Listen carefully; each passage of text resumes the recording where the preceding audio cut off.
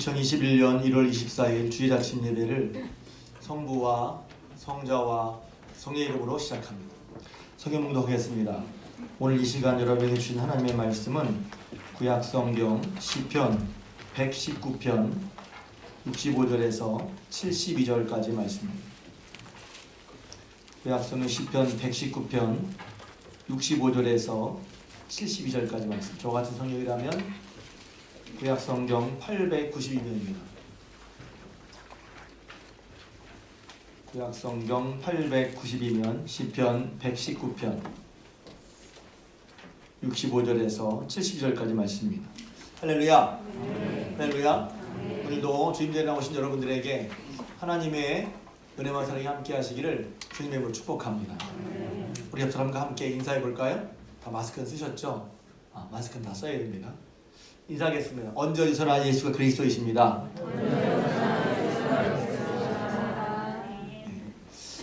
그동안에 저희는 규모가 그래서 거의 이제 거리두기 단계에 구애 없이 예배를 드려왔었는데 지난 4주간 동안 특별 방역이라고 해서 조심하자고 해서 이제 조심하는 차원에서 협조하는 차원에서 그렇게 예배 드리다가 오늘 주일 함께 모여서 예배를 드리게 되었습니다. 다시 한번 우리가 그 마땅하다고 느꼈던 그런 일상들이 하나님 허락하시지 않으면 그렇구나 하는 생각을 해보게 됩니다. 여러분들이 다시 한번 이런 때 더욱 하나님을 믿고 따르는 예수 그리스도를 따르는 믿음에 분명히 서서 살아갈 수 있길 주님의 이름으로 축복합니다. 오늘 설교는 설교식은 고난의 유익입니다. 이럴 때 코로나19로 말미암는 여러 가지 위기가 있으니까 지금 경제적으로 어려우니까 나라도 그렇죠, 방역도 그렇죠, 또 개개인의 경제도 그렇죠, 또 사회도 그렇죠. 여러 가지로 이제 위기라는 말을 우리가 말하고 있어요. 정말 이제 위기 닥치면 가슴이 철렁 내려하는데 그런 분도 계시고 아직 안 그런 분도 계실 수 있어요. 근데 아무튼 위기라고 말을 하니까 이럴 때 흔히 많이 말을 하죠. 위기는 기회다. 위기는 기회라고 말을 합니다. 분명히 위험하지만 그것이 기회가 될 수 있다는 말입니다. 이게 이제 마음으로 받아들여지면 힘이 되는데 늘 들으면 그래 위기가 기회인데 뭐라고 그럴 수 있습니다. 그저 교훈적이거나 겉으로 돌아가는 다른 이들이 이구동성으로 말하는 일들에 대해서 생각 없이 그냥 그런가 보다 이렇게 하는 게 아니라 정말 그런가? 그리고 정말 어떻게 하면 위기를 잘 넘어갈 수 있는가? 사람마다 위기를 겪을 수 있잖아요. 모두에게 영향을 미치는 위기가 있고 개인적인 위기일 수 있고 어떤 면에서 위기는 여러 종류지만 그러나 위기 앞에서 우리가 어떻게 마음을 먹냐에 따라서 그 위기를 기회로 바꿀 수 있다고 하는 것은 우리가 삶을 살면서 지혜롭게 살려고 할 때 꼭 필요한 말씀이라고 생각이 듭니다. 성공한 사람들 왜 이제 그런 일을 하게 되냐면 왜 위기가 기회라는 말을 그냥 한 게 아니라 저는 이제 곰곰이 생각해봤어요. 왜 위기가 기회일까? 성공한 사람들의 이야기를 찬찬히 들어봅니다. 그러니까 성공했다는 것은 잘됐다. 저 사람은 한 번도 어려움도 없이 저런 일을 잘했네 라고 생각하지만 그 사람들의 이야기를 찬찬히 들어보면 거의 대부분 빠짐없이 그들은 어떤 심한 어려움을 겪었고 그러니까 위기를 만났다는 것이죠. 그 어려움을 겪는 과정 가운데서 그 어려움을 통과하면서 비로소 많은 것을 깨닫게 되었다는 거예요. 이 어려움을 통과하면서 더 강해졌고 지혜로워졌고 겸손해졌고 많은 것을 생각하게 되었다고 하는 거예요. 그래서 그런 어려움이 없었다면 그런 환난을 고난을 통과하지 않았었다면 자기는 지금도 몰랐을 것이고 지금 이렇게 되지 않았을 것이라고 말하는 사람들이 많단 말이죠. 그러니까 고난이 무슨 위기예요? 위기가 무슨 좋은 건가? 근데 실제로 그렇게 위기를 통과해서 경험한 사람 얘기를 들어보면 그 위기가 정말 내게 기회가 되었구나. 어떻게? 그런 과정 가운데서 보지 못하는 것을 보게 되었고 알지 못하는 것을 알게 되었고 깨닫게 되었고 강해졌고 지혜로워졌고 겸손해졌고 그래서 결국은 이렇게 됐다고 얘기를 한단 말이죠. 그런 얘기들은 얼마든지 많이 있죠. 오래된 얘기지만 19세기 이탈리아 출신의 미국 지휘자 토스카니니는 그런 자신의 위기를 장점으로 만든 사람 중에 대표적인 이야기입니다. 원래 지휘자 토스카니니는 첼로 연주자였다고 합니다. 근데 그는 지극한 근시였어요. 그러니까 먼 걸 못 봐요. 그러니까 첼로 연주자니까 그 악단에서 악보를 봐야 되는데 못 보는 거죠. 그래서 할 수 없이 그 자신의 악보를 모두 외웠다고 합니다. 그러니까 음악을 해야 되는데 악보를 봐야 되는데 악보를 못 보니 이게 사실 얼마나 자신에게 핸디캡이었고 왜 나는 눈이 나빠 이렇게 하지 않았겠어 이런 생각을 저는 했으리라고 생각이 듭니다. 그런데 이제 그런 과정 가운데서 어쩔 수 없이 그래서 악보를 외울 수밖에 없었어요. 그리고 그냥 악보를 외우는 게 아니라 이제 첼로 파트만 있는 게 아니잖아요. 그러니까 다른 파트를 하다가 첼로 파트가 들어가야 되니까 다른 파트의 악보도 같이 외웠다는 거예요. 그러니까 통째로 항상 연습할 때마다 자신의 악보도 외우고 뿐만 아니라 다른 파트의 악보, 예를 들면 뭐 바이올린이나 혹은 뭐 다른 뭐야 갑자기 생각이 안 나네. 바이올린, 비올라. 우리 애가 하는 것도 생각이 안 나. 비올라라든가 다른 관현악 또 다른 악단과 이렇게 맞추려면 자기만 있는 게 아니라 자기 것만이 아니라 다른 그 파트의 다른 악기들의 그런 악보도 외워야 되니까 말입니다. 그러니까 그 얘기에서는 이제 남들보다 사실은 몇 배 더 연주하기 위해서 노력을 해야 될 수밖에 없는. 그렇게 보면 일반적으로 볼 때 야 이렇게 할 수 있지 않겠어요? 왜 나는 눈이 나빠서 말이야 다른 사람 서너 배 이렇게 노력을 해야 되지? 이럴 수 있었을 거란 말이에요. 그런데 브라질로 이제 공연을 떠났어요. 공연을 떠났는데 원래 지휘자랑 단원 간에 마찰이 있어서 지휘자가 그냥 지휘하다가 그냥 가버렸어. 부지휘자도 사람들이 안 받아들여. 그런데 어저께 갑자기 거기다 공연이 멈췄어요. 그러니까 단원 중에서 몇 사람이 이 토스카니니가 악보를 다 외우는 걸 알고 있었으니까 우리 청년들한테 우리 이 사람이 악보를 다 외우고 있는데 이 사람이 지휘로 공연을 마치겠다고 해가지고 2시간 넘는 오페라를 토스카니니가 갑자기 그때 나이가 제가 찾아보니까 뭐 18살이라는데 19살이라는데 20살이라는 데가 있는데 아무튼 만 20세가 안 되었던 것 같아요. 그래도 20세가 갓 20세가 된 그런 토스카니니가 2시간짜리 오페라를 악보도 보지 않고 지휘를 하게 됐어요. 그 이후에 갑자기 이제 쉽게 말하면 지휘자로 뜬 거란 말입니다. 토스카니니. 글쎄 토스카니라는 말을 들어보셨는지 모르겠어요. 들어보셨을 생각이 들어요. 유명한 사람이니까. 그 지휘자가 그렇게 됐구나. 그는 자신의 그런 약점 혹은 핸디캡 혹은 그것으로 말미암은 자신의 위기를 그렇게 극복해낸 사람입니다. 또 제가 얘기를 들어보니까 어떻게 다 미국 사람 얘기 들게 됐어요. 제임스 브래독이라고 하는 미국의 라이트 헤비급 챔피언이라 있습니다. 예전에 영화 신데렐라 맨이라는 사람의 실제 이야기 주인공입니다. 라이트 헤비급 챔피언 신데렐라 맨이라는 사람 맨이란 그 영화에 나왔었는데 제임스 브래독이라는 사람인데 헤비급 챔피언이니까 얼마나 실력도 인정받고 남들에게 명망도 있고 또 돈도 많이 벌었어요. 그런데 1930년대 미국의 대공황을 맞이합니다. 그러니까 지금처럼 힘들었어요. 그러니까 선수라도 시합을 못하니까 뭐 하루아침에 밑바닥으로 떨어져버리고 말았습니다. 저도 이제 그 영화를 봤거든요. 근데 정말 비참해요. 그러니까 챔피언이니까 자존심도 있고 명망도 있지 않습니까? 그런데 삶이 너무 어려워졌어. 바닥까지 떨어졌으니까 할 수 없이 가족의 생계를 위해서 자기 신분을 감추고 부두에 가서 부두 노동자로 일하기 시작합니다. 그래서 생각해 보세요. 야, 그걸 어떻게 받아야 되지? 그런데 그 보면 어쩔 수 없어. 왜냐면 가족의 생계를 꾸려야 되기 때문에 여기 우리 가장들이 있는데 참 어려운데도 불구하고 할 수밖에 없죠. 힘들어도 할 수밖에 없죠. 왜? 가족의 생계를 꾸려야 되니까. 그래서 눈물을 머금고 아무튼 부두 노동자 일을 하게 됩니다. 근데 그런 가운데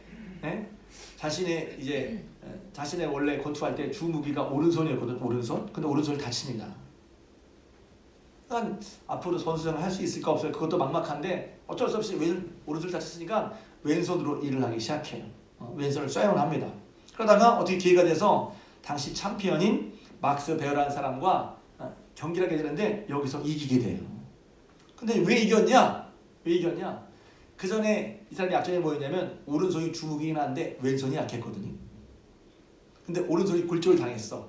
그러니까 어쩔 수 없이 왼손을 써야 돼. 그 왼손을 쓰게 되면서 어떻게 해요?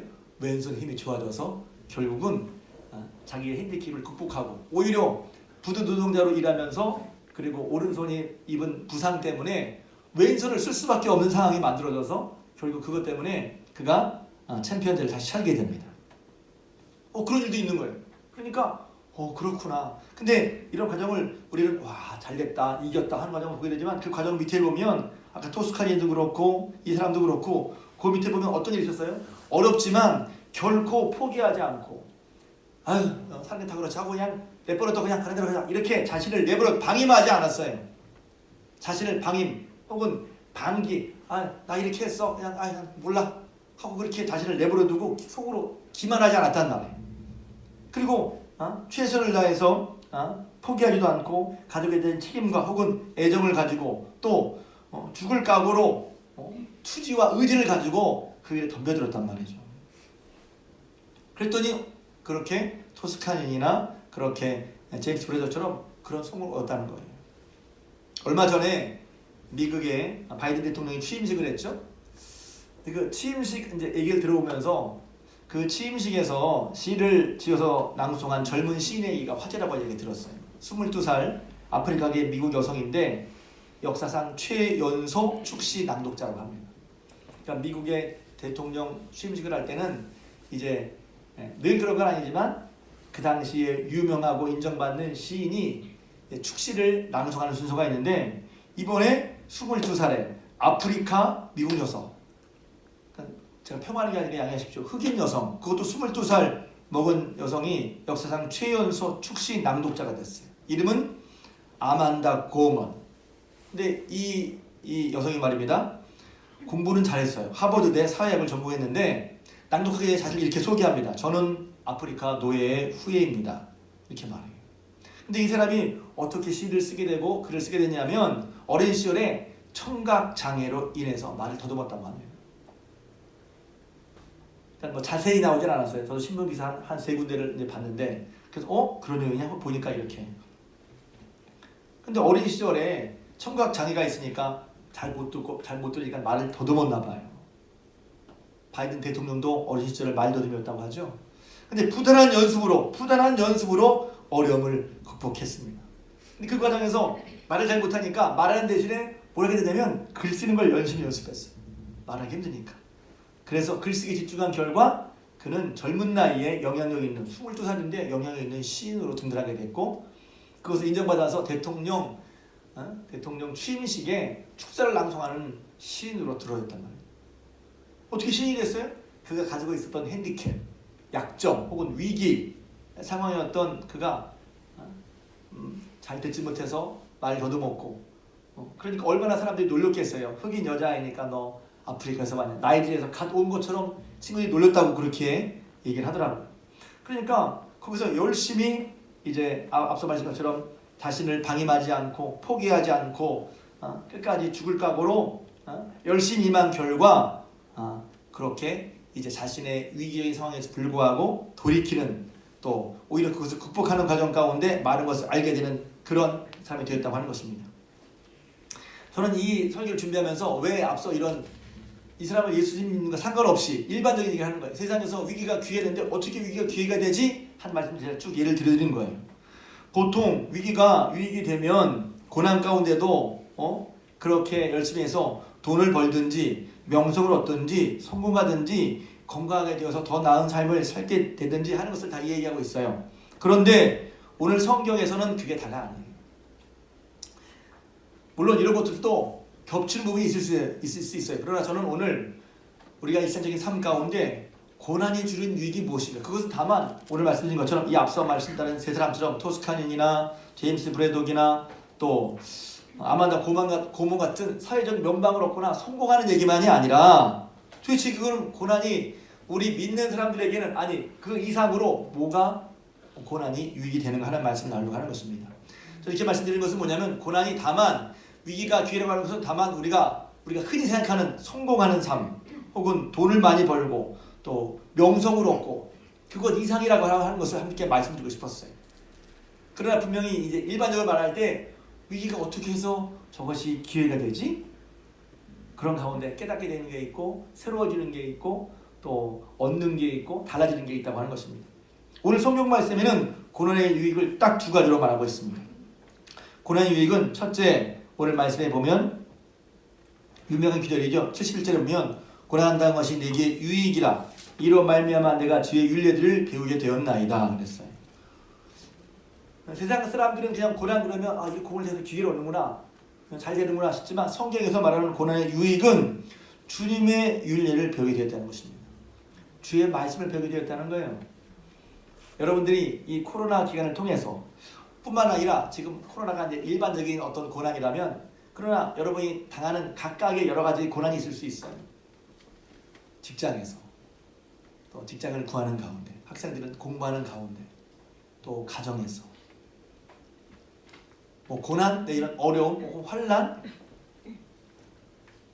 복잡하게 들어가면 너무 그러니까 그냥 성경 말한 대로 고난 속에 도대체 그 고난이 유익이 있나? 성경은 분명히 고난의 유익이 있다고 말하는데, 그것은 고난으로 말미암아, 이로 말미암아 내가 주의 율례들을 배우게 되었다는 것입니다. 고난 속에서 우리는 주의 율례들, 율례가 뭘까요? 율법이 가르쳐진 우리 삶의 예들을 배운다는 거예요. 그전에는 몰랐나? 아니죠. 그전에 알았지만 그냥 이게 대단치도 않고 중요하게 여기지도 않고 심각하게 여기지도 않았던 그런 말씀일 수 있어요.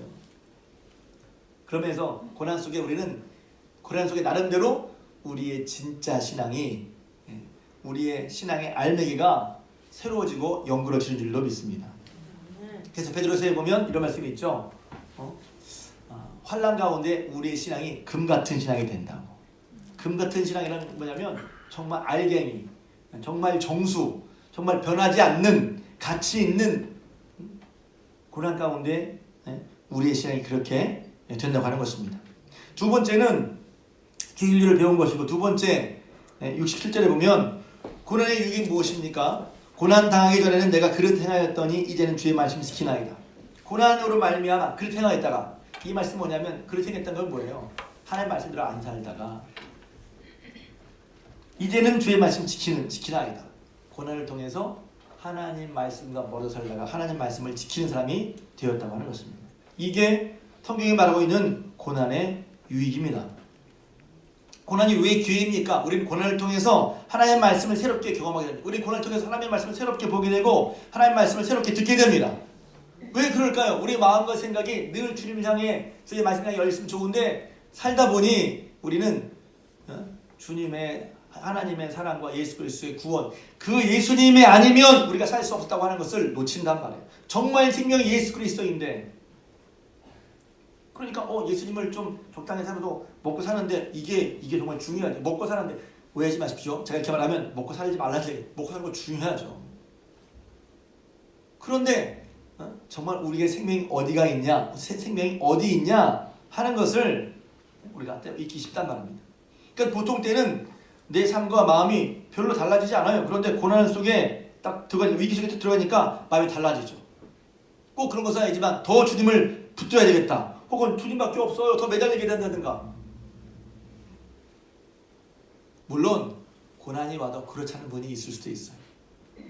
위기 힘드니까 그것 때문에 더 주님과 멀어지고 더 교회에 멀어지고 주님을 찾지 않게 되는. 왜냐면 찾기 너무 힘들고 어려우니까. 그래서 그 부분이 굉장히 중요하다고 생각을 합니다. 우리 살다 보면 다 고난이 있는데, 그 고난이 기회가 되고 그 고난이 유익을 얻으려면 반드시 하나님을 찾는 것이 우리 삶 속에 습관이 되어야 합니다. 습관이 안 되는 분이 여기 있죠. 나 그렇게 못하고 있는데. 그러니 깨닫고 어떻게 하죠? 그걸 위해 기도해야죠. 지난주 중에 제가 계속 속회를 드리는데, 속회를 통해서 많은 분 은혜를 받고 이렇게 소감을 올려요. 되게 감사하고 생각을 해요. 그게 왜 중요하냐면 하나님 말씀 받고 내가 어떻게 하고 있지? 나를 돌아보게 되고 더 나가서 이렇구나, 내가 이렇게 해야지 하고, 이렇게 된 걸 아는데 못하니 그런 부분까지도 하나님께 맡기는 거, 그렇게 기도하면서 함께 나가는 거. 할렐루야. 그게 중요하단 말이죠. 그러니까 고난 속에 우리는 이전과는 다르게, 이전과는 다른 강도로, 이전과는 다른 수준으로 주님께 매달리게 돼요. 여러분 신앙을 한번 잘 생각해 보세요. 여러분이 신앙이 한 단계 성숙한 데가 언제였는지, 내 힘으로 할 수 없다는 것을 깨닫고 고난 속에, 어려움 속에, 그래서 이전과는 다르게 주님을 찾고 주님을 붙들고 이전과는 다른 수준으로, 이전과는 다른 강도로 주님께 매달렸기 때문에 여러분의 신앙이 올라갔을 거란 말이에요. 그랬을 때 어떤 일이 벌어집니까? 말씀이 다시 보이고 말씀이 다시 들리고 다시 말씀에 붙들게 되는 결과를 낳게 된단 말이에요. 욥기 36장 8절에 보면 이것은 이제 욥기를 잠깐 소개해드리면 욥이 이제 자신도 알 수 없는 그런 고난을 받으면서 하나님께 이제 도대체 이런 욥이 왜 그렇습니까? 하고 하나님께 묻죠. 그랬을 때 욥의 세 친구가 와서는 야, 뭘 하나님 너 죄가 때문에 그러지. 네 죄졌으니까 그러지. 물론 그 말은 말 보면 틀린 말은 아닌데 욥의 상황과 맞지 않았어요. 그래서 욥기는 좀 전체를 다 읽어보셔야 돼요. 그래서 제가 이제 새벽기도 때 요새 욥기를 한 서너 번 했는데 욥기 42장에 보면 마지막 하나님이 말씀하십니다. 세 친구들에게 야, 세 친구 내가 너한테 노한다. 왜냐면 너희들이 나에 대해서 한 말이 욥이 나에 대해서 한 말보다 옳지 않아. 그러니까 하나님은 이런 분이야, 하나님 이런 분이야, 하나님 이런 분이야 하고 그러니 욥 너는 네가 이렇게 당한 건 죄진 거야. 딴소리 하지 말고 빨리 회개해. 근데 우리 하나님 앞에 모두 다 의인일 수는 없어요. 분명히 그건 맞죠. 그런데 지금 욥이 당한 환난은 이유를 몰라. 그러니까 욥이 답답한데 그렇게 하나님께 묻지만 그런 욥의 상황을 무시하고 무조건 죄로만 정죄했는데 나중에 그 세 친구를 책망하십니다. 그러니까 읽을 때 욥기 3장부터 37장까지 욥과 세 친구들의 이야기인데 그 욥의 세 친구들 이야기를 읽을 때는 조금 지금 이게 이런 분위기라고 알고 읽어야 돼. 나중에 이제 엘리후라는 이제 친구가 나와서 엘리후라는 사람이 나와서 얘기를 하는데 이 사람 젊은 사람이지만 나름 하나님의 입장, 하나님의 생각을 욥에게 깨우쳐 줍니다. 그래서 엘리후에는 하나님 그런 말씀하지 않으시죠. 그러니까 엘리후의 얘기는 나름대로 욥이 들을 만한 얘기구나. 그 욥 36장 8절은 엘리후가 욥에게 하는 말씀 중에 일부분입니다. 뭐라고 얘기하고 있냐면 이렇게 말합니다. 그들이 의인입니다. 의인. 하나님을, 그래서 의인은 죄가 하나도 없다고 온전하게 게 아니라 하나님을 나름대로 따르는 사람들을 말하는 겁니다. 의인이 족쇄에 매거나 환난의 줄에 얽혀 있으면 의인인데 하나님 따르는 사람인데 그들이 족쇄에 매이거나 환난의 줄에 얽혀 있어요. 그런데 그들이 있으면 그들의 소행과 악행과 자신들의 교만한 행위를 알게 하시고 누가? 하나님께서. 나름대로 하나님 믿고 살고 있어. 하나님 믿는다고 해. 그런데 그들이 뭔가 하나님께 합당하지 않은 그런 소위, 그런 소행을 하고 있다는 것이죠. 그러니까 하나님은 그들을 어떻게 해요? 사랑하시니까 그들을 새롭게 하시려고 어떻게 합니까? 그런 족쇄에 매이거나 환난줄에 매이게 하셔서 그들이 교만한 행위를 비로소 하게 되는 거야. 비로소. 그전에는 몰라요. 왜 모르죠? 사람이 그냥 모든 일이 잘 평안하면 다 하나님의 은혜입니다 하는 거 좋은데 마음이 높아요. 하나님을 무시해. 대놓고 하나님 무시하진 않죠. 뭘 보면 알 수 있어요? 하나님 무시하는 거? 하나님 말씀에 주의를 기울이지 않아요. 하나님 말씀을 따르지 않아요. 이렇게 더 세게 말할까요? 따르긴 따르는데 골라서 따라요. 나한테 유리한 거 좋은 거 따르고 내가 힘든 건 따르지 않아요. 그러니까 분명히 하나님을 믿긴 믿죠. 따르긴 따르죠. 그런데 그렇지 않다는 거예요. 그러니까 하나님께서 그런 때 그들의 교만한 행위, 왜? 그러니까 어떤 건 하나님을 인정하지만 어떤 건 하나님을 인정하지 않는 거거든. 교만한 거죠, 그게. 또 그러니까 그걸 자신이 몰라. 하나님을 잘 믿는다고 생각해 스스로. 그러니까 하나님이 그들의 귀를 열어 교훈을 듣게 하시고, 할렐루야. 비로소 그때 귀가 열리는 거예요. 왜 그때 왜 똑같은 말씀인데 그때는 깨닫고 그때는 못 깨닫고 지금은 깨닫습니까? 여러분 그런 게 있어요. 그래서 그때 나 그 말씀이 들었는데 그때는 못 깨닫고 지금은 깨달아. 왜? 귀를 열어주셔야 돼. 할렐루야. 듣게 하시고 명하여 죄에서 돌이키게 하신단 말이에요. 돌이키게. 그래서 하나님 하시려고 하는 건 다른 게 아니에요. 돌이키게. 근데 얘가 마음이 높아서 교만해서 하나님 말씀 안 들으니까 족쇄와 환난의 줄에 얽혀 그러면서 내가 교만했구나. 비로소 낮아질 때 안 나면 낮아질 때. 그래서 저도 그렇거든요. 이게 이런 어려운 상황이 되는 미리 마음이 낮아지면 얼마나 좋을까. 이상적으로 미리 마음이 낮으면 좋겠다. 그런데 사람인 이상 우리 스스로 마음을 낮추기는 참 쉽지 않습니다. 그래서 때로 고난 속에 우리의 한계를 깨닫게 하시는 거예요. 우리의 한계를 깨닫게 하시는 거예요. 비로소 그 한계 앞에서 우리는 하나님의 말씀에 귀를 기울이게 돼. 그전에 안 기울였어. 한계를 만나니 귀를 기울이게 돼. 더 심한 것도 있어요. 하나님을 만나도 귀를 기울이지 않는 사람도 있을 수 있다는 거예요. 여기 보면 13절에 여러분 궁금하실 거야. 욥기 36장 13절입니다. 36장 전체 읽어보세요. 나중에. 이렇습니다. 하나님이 속박할지라도 도움을 구하지 아니하나니 그랬어요. 이렇게 어려운데 하나님께 구하지 않아. 하나님을 찾지를 않아. 하나님을 부르지를 않아. 10분 기도했는데 안 돼요. 그럼 20분 기도할 생각을 하지 않아. 한 번 기도했는데 안 돼요. 3번, 4번 기도할 생각을 하지 않아. 기도를 한다 안 한다 율법적인 게 아니라 하나님의 도우심을 구해야 되는데 왜? 내 힘은 안 되는 걸 알았잖아.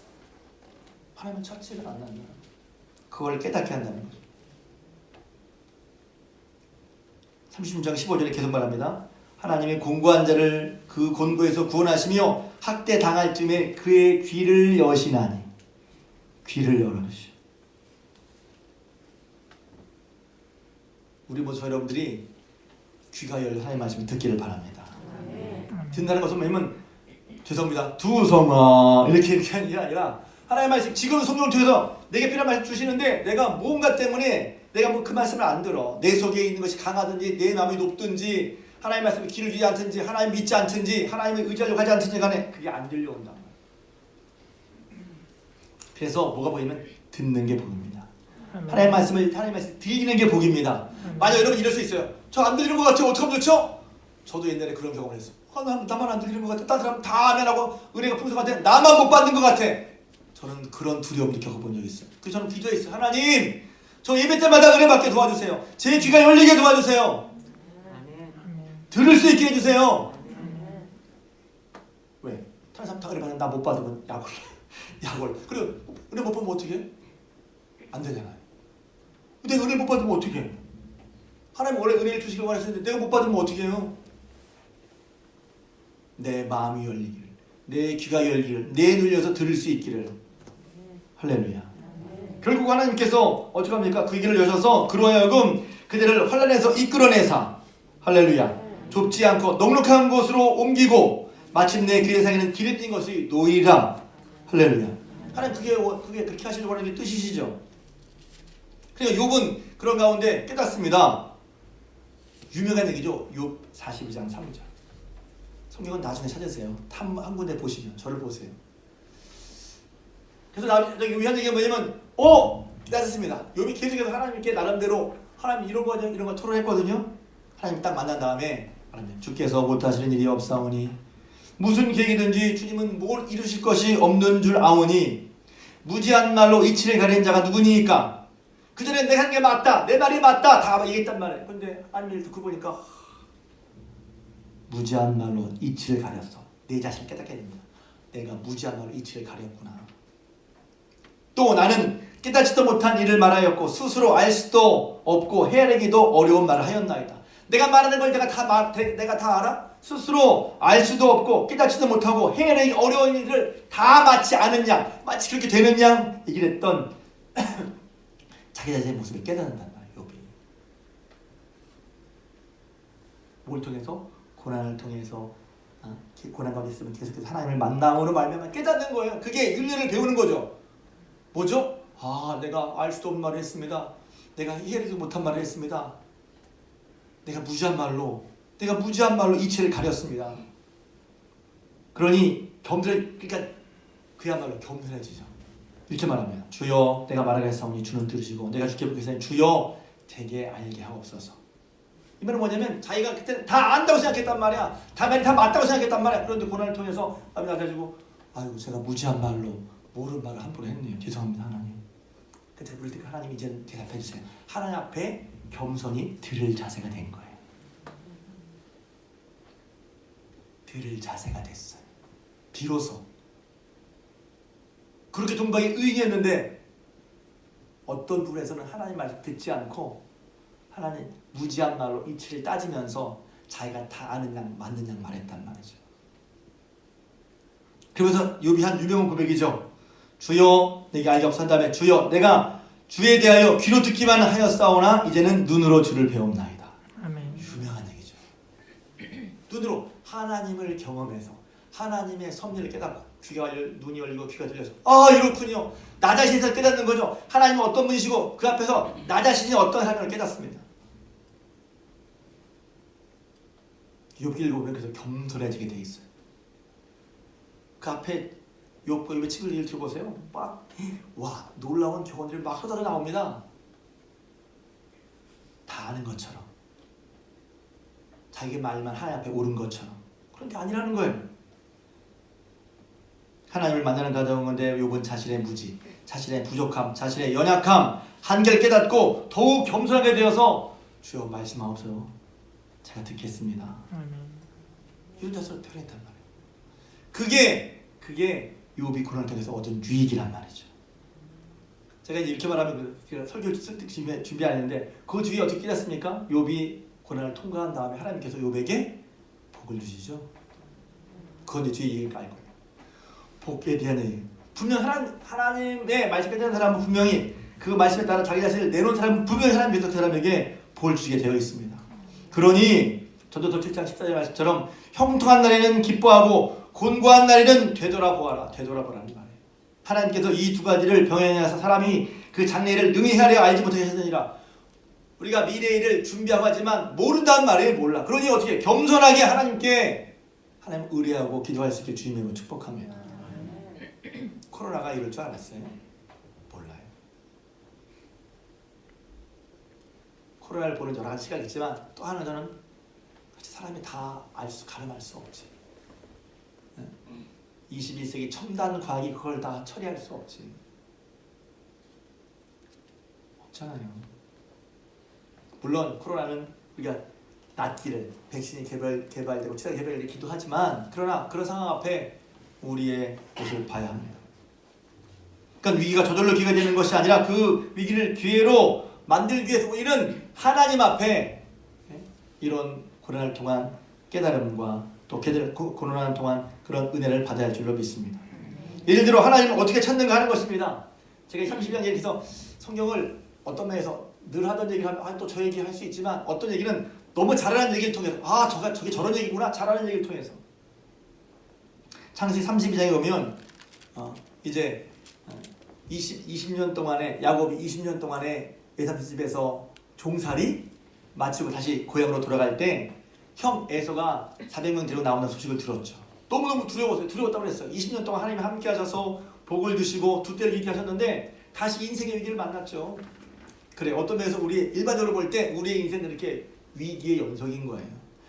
이제 어떤 권사님 말한 게 기억이 나요. 목사님 한 겁이 넘어서 괜찮다 싶으면 또 한 겁이가 나옵니다. 또 한 겁이 괜찮다 싶으면 또 한 겁이가 나옵니다. 그렇게 말했던 분이 있어요. 그래서 권사님 우리 인생이 원래 그런 거예요. 저도 무슨 인생을 달고난 사람처럼 저도 그런 거를 통과해. 저도 그럴 땐 두렵기도 하고 어떻게 해야 할지 안타깝기도 하고 그러니까 하나님께 기도합니다. 왜? 사람에게는 학대 연구에서 알아냈잖아요. 사람에게는 안정화 욕구가 있어요. 우리는 안정되고 싶어.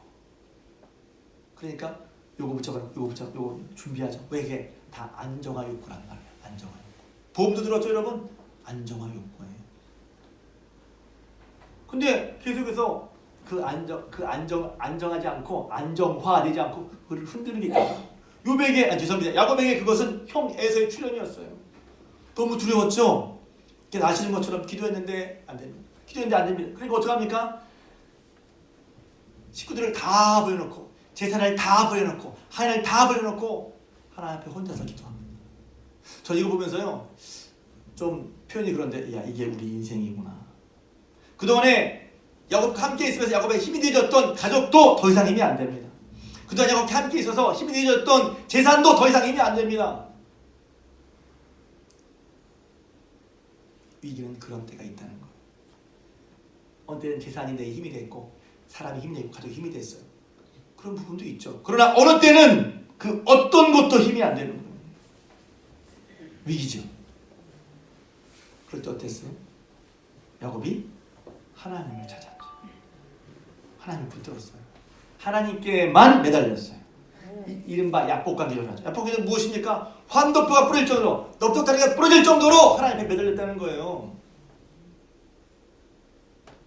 그동안에 야곱이 기도 안 했겠습니까? 저는 야곱이 기도를 많이 했다고 생각합니다. 왜? 20년 동안 외삼촌이 10번이나 자기의 삭스를 바꾸는데 안 가고 싶었겠어요? 근데 안 갔거든요. 왜 안 갔지? 성경에 나와 있지 않지만 응답받고 가는 걸 보니까 마침내 하나님께서 야곱아 가라. 그러다가 야곱 기다렸어요. 그러니까 야곱은 기도하면서 전 응답받기를 기다렸구나 라고 생각하게 되었어요. 그리고 마침내 하나님께서 가라 하시니까 그때 갔단 말이에요. 그러니까 야곱이 그동안 하나님과 동행하면서 그의 사역이었던 그가 외삼촌이 그렇게 자기 10번이나 바꿨지만 그는 쉽게 말하면 토로도 먼지 날 정도로 그렇게 철저하고 완벽하게 하나님 앞에서 양들을 쳤단 말이죠. 그런데 그렇게 살았던 하나님과 동행하며 하나님 앞에 변하는 삶을 살았던 그 앞에 또 다른 위기가 나타났는데 그게 에서였다는 거죠. 그 위기 앞에서 야곱이 어떻게 했습니까? 환도포가 풀어질 정도로 기도했다는 거예요. 그리고 마침내 하나님을 만나죠. 할렐루야. 분이엘의 경우를 합니다. 하나님의 얼굴을 뵙고 내가 살았다. 뭘 말하죠? 여러분 위기 때 우리가 뭐에 힘을 써야죠? 위기 자체를 처리하는 거, 위기 자체를 처리하는 거 중요합니다. 그러나 하나님 믿는 저 여러분들은 그 무엇보다도 하나님을 찾아야 합니다. 시간을 하나님 찾아야 됩니다. 어려워도 하나님 찾아야 됩니다. 힘들어도 하나님 찾아야 됩니다. 몸이 상해도 하나님 찾아야 돼요. 오해하지 마십시오. 아픈 분들 계신데 그럼 어떻게 해서 맞아요. 근데 그럴 각오로 해야 됩니다. 가끔 이런 게 아픈 얘기일 수 있는데 여러분 직장은 아파도 가잖아요. 왜? 먹고 살 길이니까. 하나님을 찾는 건 어떻습니까? 저는 제 스스로 그렇게 비교합니다. 야, 내가 직장은 그렇게 하면서 하나님을 찾는 건 정말 어려운 게 또 중요한 거야. 제가 요새 은혜 받은 찬송가 중에 도전이죠. 도전. 찬송가 327장 자주 부릅니다. 주의 주실 화평 믿음 얻기 위해 너는 정성껏 기도했나. 주의 주실 화평 믿음 얻기 위해 너는 정성껏 기도했나. 주의 주실 화평 믿음 얻기 위해 너는 정성껏 기도했나. 얼마나 정성껏 주님 찾았어요. 아까 앞서 말한 것처럼 속박할지라도 도움을 구하지 않는 혹시나 우리의 마음이 무뎌지고 해서 저는 그런 부분이 참 어렵다고 생각해요. 그걸 정지할 수도 없고 하나님 저 사람 하나님 찾아야 되는데 절대 하나님 안 찾아요. 하면 어떡하죠? 하나님 저 사람 하나님 찾게 도와주세요. 저 사람 귀가 열리게 도와주세요. 저 사람 눈이 열리게 도와주세요. 하나님 찾아야 되는데 하나님 더 멀어져요. 바빠도 찾아야 되고 복잡해도 찾아야 되고 힘들어도 더 찾아야 되는데 하나님 안 찾아요. 하나님 귀가 열리게 도와주세요. 찾게 도와주세요. 야곱이 그랬잖아요. 더 이상 재산 힘이 안 돼. 더 이상 가족 힘이 안 돼. 더 이상 내 명망 힘이 안 돼. 하나님을 찾아야 되지 않나요? 고난 속에 그걸 배우는 걸. 아 그렇구나. 내 삶에 가장 중요한 것이 나는 사람인 줄 알았어. 나는 재산인 줄 알았어. 나는 명예인 줄 알았어. 그런데 그것이 더 이상 내게 도움이 안 되고 오직 하나님만이 내 삶이 되시는구나. 내 도움이 되시는구나. 아멘. 내 힘이 되시는구나. 아멘. 비로소 깨닫는 거죠. 비로소 깨닫는 거예요. 좀 무거운 말씀일 수 있지만 우리가 어려움 당하다가 예를 들면 죄송합니다. 죽어도 우리는 예수 믿으면 천국 가요. 아멘. 그래서 정작 이제 막 상황이 날 몰고 와서 힘들게 하고 정말 우리가 코너로 몰렸어. 맨 마지막 코너는 뭐예요? 죽는 거지. 죽는 게 두렵죠. 그러나 생각해봐요. 우리 예수 믿는 도대체 뭐 때문에 예수 믿는 거죠? 예수 믿으면 영생을 소유한단 말이지. 누구나 어떻게든 한 번은 죽지 않습니까? 죽음의 공부도 마찬가지예요. 병이 왜 들었습니까? 죽을까봐, 고통스러울까봐. 그럼 맨 마지막 뭐예요? 죽는 거예요. 죽으면 어떻게 돼요? 왜? 그 생각 안 해보고 두렵단 말이에요. 죽으면 우리 천국 가잖아요. 맞습니까? 그러면 확실해. 저는 죽으면 천국 가는지 모르겠는데 천국 갈 수 있려면 그러니까 지금 예수 믿는 걸 확실하게 해야죠. 죽음을 죽음에서 위협하는 게 아니라 누구는 안 죽어요? 다 죽지? 여기서 안 죽을 사람은 누가 있어요? 다 죽을 것 같아? 다 죽지 한 번은. 저도 마찬가지예요. 근데 죽는 게 두려워요. 죽는 게 두려워요. 어떻게 예수님 믿으니까 죽는 건 뭔가 가겠지? 예수님은 우리의 죄와 우리의 사망을 다 거둬가셨어요. 그분은 십자가에 죽으셔서 다시 사셨어요. 우리도 그와 같을 줄을 믿으라고 하셨어요. 그런 죄로 말미암아 구원이, 우리 영생이 누구로 말미암아 주어졌습니까? 예수 그리스도로 말미암아 주어졌단 말이죠. 할렐루야. 그래서 우리 정말 마음속에, 저도 그러거든요. 저도 똑같은 사람이에요. 뭐가 나를 계속해서 이렇게 내 마음을 계속 편치 않게 나를 긁고 있어요. 이렇게. 뭐가 긁고 있어요. 그럼 여러분 그것을 발견하고 그것을 주님께 맡기고 기도했어요? 이것도 기본이죠. 기본. 내가 어떤 것을 깨달은 것으로 충분하지 않고 깨달았으면 그것을 하나님께 기도하고 내 삶을 들으시길 주님을 축복합니다. 주의 윤리를 배우게 되었습니다. 어떻게 배우게 됩니까? 신명기 8장 2절에 보면 고난을 통해 주의 윤리를 배운단 말이에요. 왜 배우지?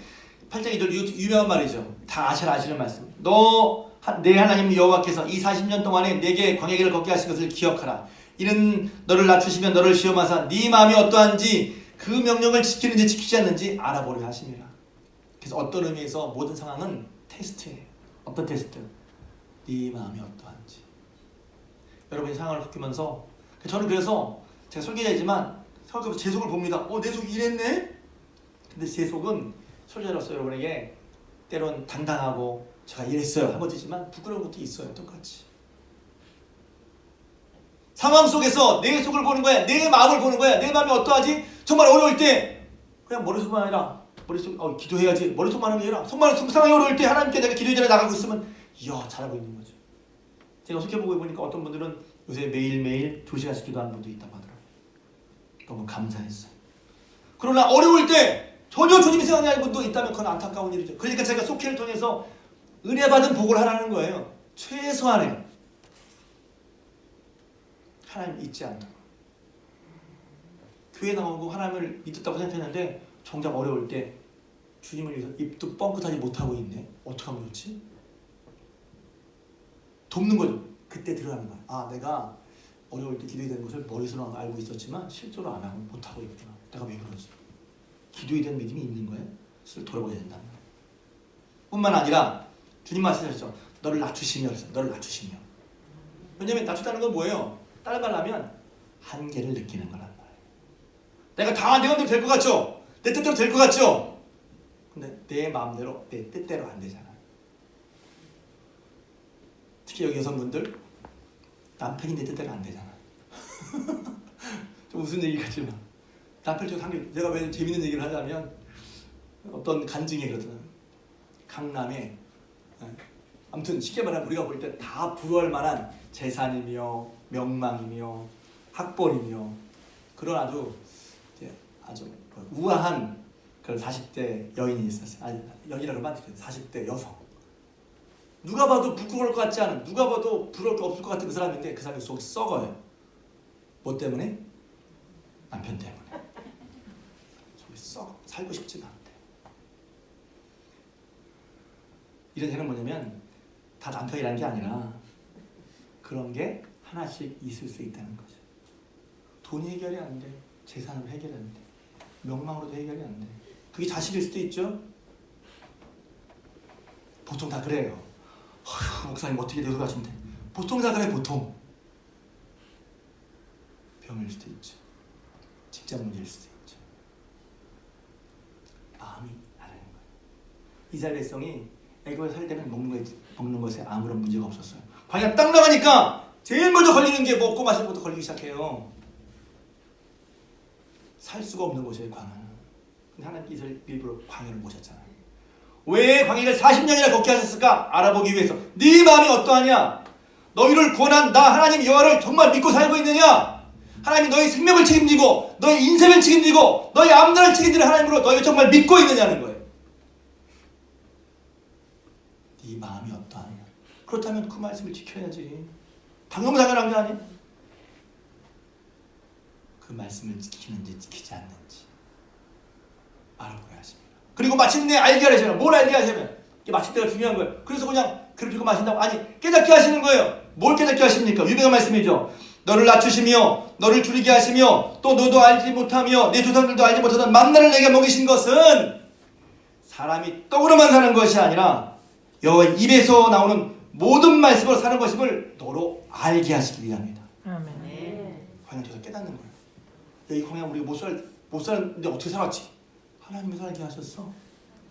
못 살 텐데 어떻게 살게 하셨지? 하나님 복해 주셨어. 어디 갈지 살 수 없는데 어떻게 하지? 하나님께서 인도해 주셨어. 그것을 알게 하시는 거예요. 그러면 사는데 뭐가 중요해? 먹고 사는 거 중요하죠. 그러나 더 중요한 것은 하나님의 입에서 나오는 하나님의 말씀을 따라 사는 게 더 중요하다는 거예요. 아멘. 그것을 알게 하시려고 하는 거예요. 알게. 이것을 모르면 하나님보다 먹고 사는 일만 힘써요. 다시 말합니다. 먹고 사는 일 힘쓰지 말라는 거 아니에요. 근데 그거 하다 보면 하나님은 없어. 하나님의 안주가 없으면 그건 위험한 거죠. 그래서 저는 요새 어려울 때라 그것이 힘들지만 마태복음 요한복음 6장 생각이 났어요. 예수께서 말씀하셨어요. 썩을 양식을 위해 일하지 말고 영생하도록 있는 양식을 위해서 하라. 이 양식은 인자가 너에게 주리니 인자는 아버지 하나님께서 인치신 자니. 썩을 양식도 있어요. 그것도 필요해요. 복사하는 게 얼마나 중요합니까? 중요하죠. 그걸 무시하는 게 아니라 그러나 거기에 파묻혀서 살다 보면 우리가 하나님 잃어버려요. 우리를 사랑하신 하나님, 우리를 구원하신 하나님, 우리를 건지신 하나님, 어떤 환경이 있어도 하나님을 바라볼 때 하나님께서 그 크신 은혜와 능력으로 건지신 하나님을 놓치니 우리는 고난 가운데 다시 한번 깨닫게 되는 거예요. 야, 내가 의지하던 이게 별게 아니구나. 내가 의지하던 이게 내게 위로를 주지 못하는구나. 그래도 여전히 계속해서 그것만 가지려고만 한단 말이지. 그게 내 위로 평안을 주지 못하는데. 정말 그렇지 않단 말이에요. 근데 고난을 통해서 깨닫게 하신다는 거예요. 할렐루야. 아멘. 그러니 바쁘고 분주한 때 더욱 하나님께서 함께 하시는 것을 힘쓸 때 위기를 만나 하나님을 간절히 찾게 될 때 이전에 당해보지 못한 상황 속에서 겪어보지 못한 일을 겪으면서 우리는 그전에 몰랐던 하나님을 알게 된다는 것입니다. 아멘. 할렐루야. 여러분, 제가 지난주에 부정성 편향이라는 책에 대해서 말씀드렸는데 그 책에 제가 얘기했던 게 있어요. 사람들이 이런 환경을 겪으면 상처받았다고 얘기해요. 상처받아요. 목사님 상처받았다. 근데 성경에서 제가 볼 때 가장 상처의 대왕이 누굴까? 누굴 것 같아요? 어떻게 예수님 글쎄요. 맞아요. 예수님 맞아요. 근데 맞아요. 1등이야. 근데 예수님 따라가려면 너무 그러니까 우리와 비슷한 우리 같은 사람 중에서 상처의 대왕은 누구 같아요? 빨리 생각이 안 나죠? 제가 미리 얘기할게요. 요셉. 왜 상처의 대왕이에요? 제가 어떻게 보니까 어떤 사람은 그러더라고요. 목사님 내가 그거 안 잊혀져요. 20년 전에 그 말이 안 잊혀져요. 말 한마디가 20년 전에 안 잊혀진대. 요셉은 어땠어요? 형들에게 팔려갔어요.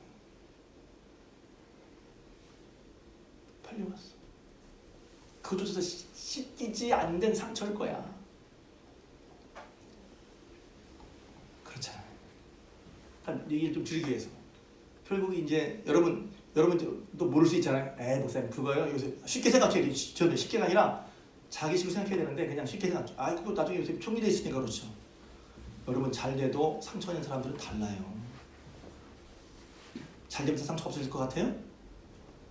상처 있는 사람 잘 될 때 잘 된 다음에 복수합니다. 그래서 요셉이 이제 17살에 팔려가서 30세 총리가 되는 13년 동안 그 청춘의 13년을 종으로 살았어요. 팔려가서. 얼마나 어려웠겠어요. 말로 잘 형용이 안 돼. 예? 그러니까 그렇잖아요. 여러분이 가끔 죄송합니다. 여자분들이 말 한마디 20년도 기억한다고 하는데 요셉은 어떻게 했어요? 근데 그 요셉이 말입니다. 참 은혜 되는 건 뭐냐면 다 잊었어요. 잊었다. 그게 상처가 안 됐다. 외상후 스트레스 장애 PTSD라는 말씀입니다. 포스트 머시기 외상후 스트레스 장애. 근데 우리가 다 지금 어떤 일 겪으면 다 외상후 스트레스 장애 늦는다고 막 요새는 특별히 어떤 정말 그게 심각한 거죠. 충격으로 인해서 못 벗어나. 그래서 치료받는다고 하는데 외상후 스트레스 장애라는 말만 있는 게 아니라 PTSD라는 그 외상을 입은 사람들, 그러니까 외적인 상처가 마음의 상처로 남는 사람들은 보통 20% 정도 합니다. 그걸 무시하거나 그 사람 못해 이렇게 무시하려는 게 아니에요. 그런데 60%가 넘는 사람들은 같이 어떤 외적인 충격을 통해서 받은 사람이 100명이라면 그 중에 외상후 스트레스 받는 사람 20명 정도고 나머지 60% 정도는 어떤 일을 하냐면 PTG가 있다면 PTG, Post Traumatic Growth. 오히려 그런 트라우마를 겪은 다음에 그것으로 인해서 성장한다는 거예요. 상처를 받았어요? 상처도 상처나는 게 아니라 그것 때문에 성장할 수도 있다는 거예요. 60%는. 근데 요셉은 말입니다. 어떻게 잊었나? 제가 계속 궁금했어요. 저 상처가 있고 그러면 그걸 좀 잊고 싶은데 지나고 싶은데 어떻게 하지? 요셉을 쫙 보니까 요셉이 창세기 41장에서 장남 이름을 에브라임과 므낫세라고 하는데 에브라임은 차자예요. 장자 이름이 므낫세입니다. 근데 므낫세 이름이 뭐냐면 잊었다는 거예요. 잊었다. 하나님께서 내게 내 모든 고난과 내 아버지 온 집안일을 잃어버리게 하셨다. 더 이상 상처가 되지 않게 하셨다는 거예요. 할렐루야. 아멘. 왜 그랬죠? 그가 상처에만 집착했으면 못했을 텐데 하나님을 만나고 하나님의 말씀에 따라서 그의 사명에 붙잡혀서 할렐루야. 아멘. 여러분 그러기에 여러분의 고난을 하나님을 찾으러 말면 유익을 삼으시기 바랍니다. 아멘. 고난을 성숙의 기회로 오히려 고난 가운데 하나님을 찾는 기회를 여기시기를 주님의 이름으로 축복합니다. 아멘. 그동안 하지 못했거나 하지 않았던 것들을 다시 하나님 앞에 시도하는 기회로 삼으시길 바랍니다. 그럴 때 자신의 한계를 느끼고 경험하고 크고 크신 하나님을 알아서 그 하나님의 윤리와 규례와 법도를 지킴으로 말미암아 고난을 통해 비로소 우리 삶의 지평이, 우리 삶의 수준이, 우리 믿음의 수준이 넓어지고 깊어지게 되는 줄로 믿습니다. 아멘. 고난 가운데 하나님 없이 넘어지는 것이 아니라 고난 가운데 하나님과 함께 하셔서 삶의 지평이 넓혀지고 오히려 지평자가 말한 것처럼 고난 것이 내게 유익이라 이런 말미암아 내가 주의 윤리와 기회를 배우고 행하게 되었도다 고백하는 저녁 되었으면 좋겠습니다. 이제는 우리 주님 예수 그리스도의 은혜와 하나님 아버지의 크신 사랑하심과 성령님의 감화, 감동, 내주교통 충만한 역사하심 예배를 드리고 삶의 자리로 다시 돌아가 영혼 돌리려고 하는 중앙교회 모든 고속들 위에와 그들의 가정과 기업 위에 자녀손 위에 손드는 물산 위에 그리고 이 나라의 민족 또 저 북한 땅 위에 지금부터 영원토록 함께 하옵시기를 간절히 축원하옵나이다. 아멘. 아멘.